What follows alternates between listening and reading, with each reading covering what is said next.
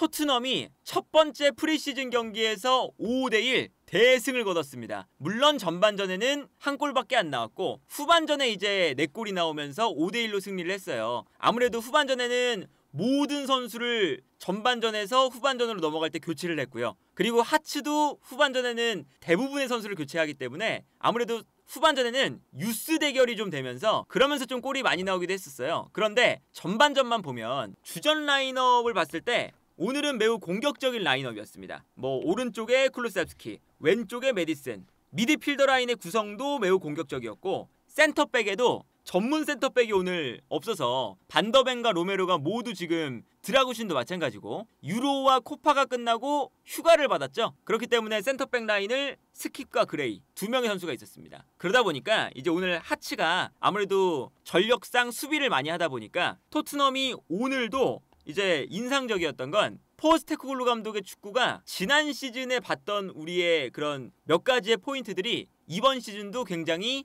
명확하게 나타났습니다. 어떤 거냐? 존슨과 솔로몬, 오늘 좌우 측면 공격수들이 넓게 벌려주고요. 손흥민 선수가 일단 가운데 있어요. 그리고 여기서 쿨루셉스키와 메디슨이 요 사이로 들어갑니다. 그 다음에 돈리와 포로가 가운데로 들어오죠. 돈리 같은 경우에도 측면 공격수 내지는 중앙 미드필더나 좀 공격 쪽에 배치가 되는 선수인데 돈리가 풀백이 있다 보니까 가운데로 들어와서 중앙 지역에 위치를 하게 되고 그리고 여기서 좌우 측면으로 수비를 끌어내면 쿨루셉스키와 메디슨도 뛰어갈 수 있지만 뒤에 있었던 포로라던가 돌리도 뛰어갈 수 있으니까 돌리를 약간 풀백처럼 기용한 이유도 요런 이제 이유 때문이거든요. 그래서 결과적으로 오늘도 토트넘이 공격 자원을 굉장히 많이 배치합니다. 좌우 측면에 이제 쿨루셉스키와 메디슨 하프 스페이스에 위치하고 솔로몬과 존슨, 손흥민, 뒤에 있는 포로와 돌리도 계속 침투를 하니까 오늘 공격 자원만 거의 7명 정도의 공격 자원이 전방에 배치되는 이런 경기였어요. 그러니까 이게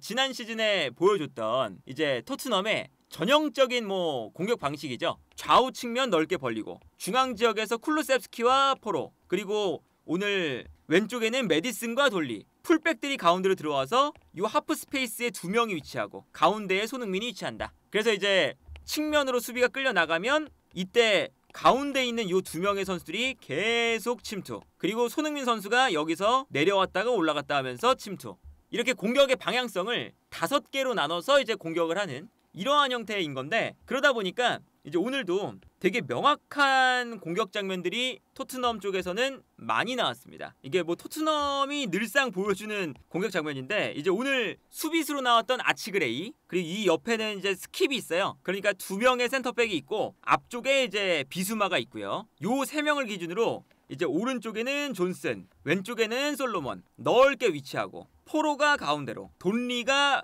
가운데로 들어오면서 좌우 풀백이 가운데로 들어오고요. 최전방에 손흥민, 왼쪽에 메디슨, 오른쪽에 쿨루셉스키 이렇게 형성이 되잖아요. 그리고 여기서 이제 공격 자원이 존슨, 포로, 쿨루셉스키, 손흥민, 메디슨, 돈리 그리고 솔로몬까지 7명의 선수가 이제 공격 라인에 배치가 되어 있는 걸 볼 수가 있습니다. 그래서 이런 형태가 되는 거죠. 결국에는 경기장을 넓게 쓰고 오른쪽에 존슨, 솔로몬 그리고 가운데에 있는 손흥민 그리고 왼쪽에 돌리 가운데로 들어와 있고요. 메디슨이 약간 뒤에 있고 포로가 가운데로 들어와 있고 쿨루셉스키가 또 중앙에 있죠. 이렇게 요 7명의 공격 자원이 정말 이제 상대 수비를 계속 이제 압박을 하면서 공격 찬스를 계속 찾는 거거든요. 그러니까 이게 토트넘이 지난 시즌에도 했었던 아주 공격적인 그런 이제 전형이라고 볼 수가 있겠죠.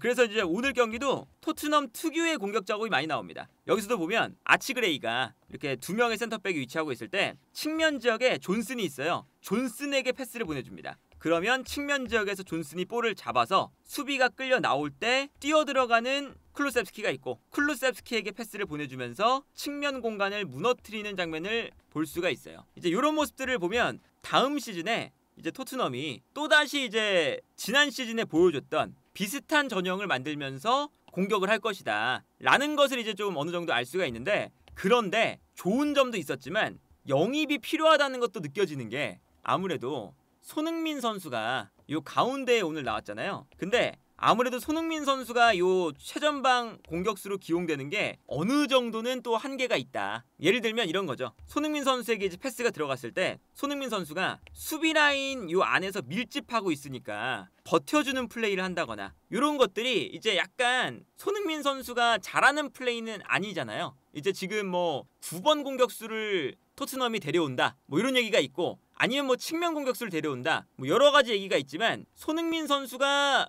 이제 9번 공격수 자리에 이번 시즌도 계속 나올 것이냐, 영입을 해서 손흥민 선수가 왼쪽으로 나갈 것이냐, 이거를 확실하게 토트넘도 노선을 좀 정해야 될 것 같아요. 이 장면 보면 이제 하치가 굉장히 밀집한 수비 라인을 만들고 있잖아요. 그런데 이제 이 가운데 지역으로 패스를 넣어줘야 되는데 이 가운데 지역에서 버텨주는 선수가 좀 없어요. 그래서 손흥민 선수가 약간 내려오면서 볼을 받게 되는데, 이게 어쨌든 손흥민 선수가 내려오면서 볼을 받게 되면 아래쪽을 바라보면서 볼을 받는 형태가 되는 거죠. 늘상 손흥민 선수의 가장 큰 장점은 내려오면서 볼을 받는 게 아니라 앞으로 달려나가면서 이제 볼을 받아야 되거든요. 앞을 바라봐야 되는데 내려오면서 볼을 받거나 상대 수비를 등지고 볼을 잡는 장면이 나오는 거죠. 이 장면도 마찬가지죠. 여기서 포로가 볼을 잡고 있는데 수비 라인 사이로 넣어줄 만한 지금 공간이 없어요. 그런데 만약에 9번 공격수가 있다면 과감하게 그냥 이 안쪽으로 넣어주고 최전방 공격수가 버텨줄 때 다른 선수들이 뛰어가면서 세컨볼을 가져오는 이런 패턴도 가져갈 수가 있겠죠. 그런데 그냥 안쪽으로 붙여주면 손흥민 선수가 등지는 플레이를 잘하는 편이 아닐 뿐더러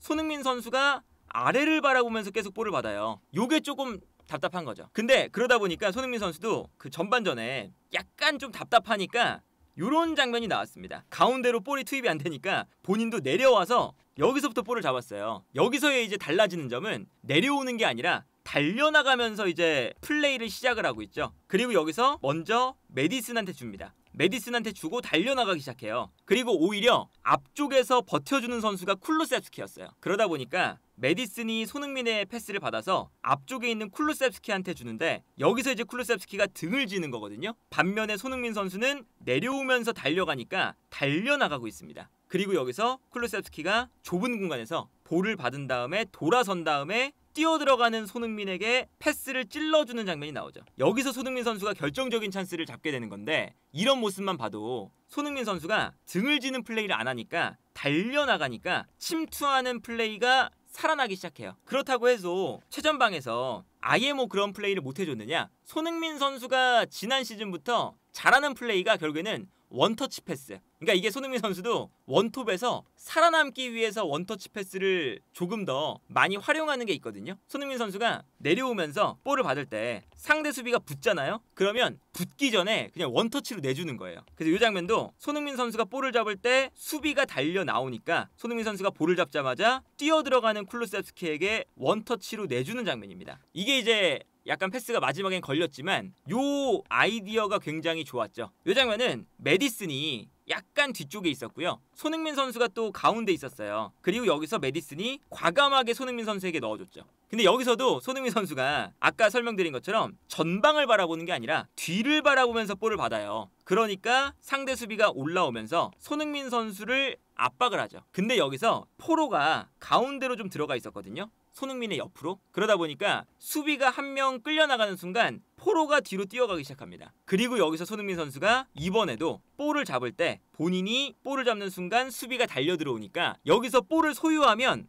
이제 몸으로 부딪히면서 손흥민 선수가 등을 지는 플레이가 이제 하게 되는 거잖아요. 힘으로 버텨주는 플레이를 해야 되잖아요. 그러다 보니까 상대가 붙기 전에 원터치 패스를 해주면서 뒷공간을 무너뜨리는 장면이 나옵니다. 그래서 포로에게 결정적인 원터치 패스를 넣어주면서, 물론 여기서 포로가 슈팅을 하늘로 날렸지만 좋은 찬스를 만들어주는 아주 이제 뭐 센스 있는 원터치 패스가 들어가는 장면을 보여줬다. 그렇다면 손흥민 선수가 달려나갈 수 있게끔 만드는 게 어쨌든 좋잖아요. 달려나갈 수 있게끔 만들어야 이제 손흥민 선수도 뭐 좋은 찬스를 많이 맞이할 테니까, 그런 걸 보면 최전방 공격수 자리에 영입이 돼서 손흥민 선수를 측면으로 빼는 이런 플레이도 좋아 보이고, 아니면 그냥 측면 공격수를 영입을 해서 손흥민 선수가 좌우 측면을 흔들면서 가운데서 뛰어내려갈 수 있는 그런 찬스를 만드는 것도 좋아 보이거든요. 이 장면도 손흥민 선수가 내려와서 일단은 볼을 잡고 있는 상황이에요. 그리고 여기서 손흥민 선수가 돌아섰죠.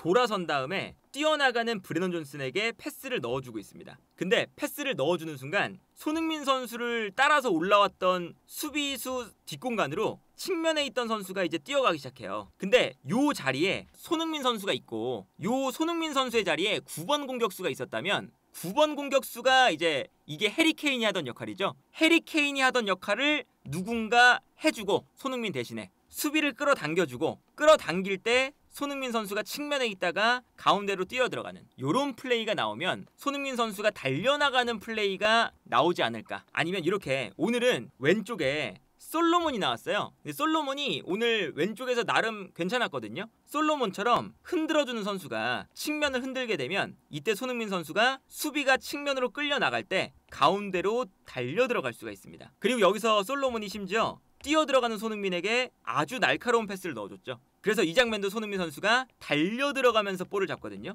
물론 여기서 손흥민 선수의 터치가 안 좋았지만 터치가 안 좋아서 이 찬스도 무산이 됐는데 이런 것처럼 토트넘도 빨리 이게 뭔가 이적 시장에서 교통정리가 돼야 된다. 이제 어떤 교통정리냐? 손흥민을 왼쪽에 둘지 손흥민을 원톱에 둘지. 그러니까 뭐 손흥민 선수가 원톱에 뛴다면 측면 공격수를 좋은 선수를 영입해서 뭐 지금 얘기가 나오고 있는 네투, 뭐 에제 이런 선수를 영입해서 측면을 흔들고 손흥민 선수가 가운데서 뛰어들어갈 수 있는 공간 요걸 만들어 주던가 아니면 9번 공격수를 사서 뭐 아이반 토니 얘기도 나오고 히메네스 얘기도 나오고 막 하잖아요. 그러면 9번 공격수를 영입해서 손흥민 선수를 측면에 두고 마치 이제 케인이 있을 때처럼 내려오면서 9번 공격수가 수비를 끌어내고 손흥민이 뛰어들어가는 이러한 형태로 손흥민을 이제 활용을 하던가. 어쨌든 지금 토트넘의 공격 라인에서는 손흥민 선수가 당연히 가장 무게감 있고 가장 이제 에이스인 선수잖아요. 그러니까 손흥민 선수를 활용할 때 원톱에서 활용할 것인지 측면에서 활용할 것인지 이것을 이적 시장에서 좀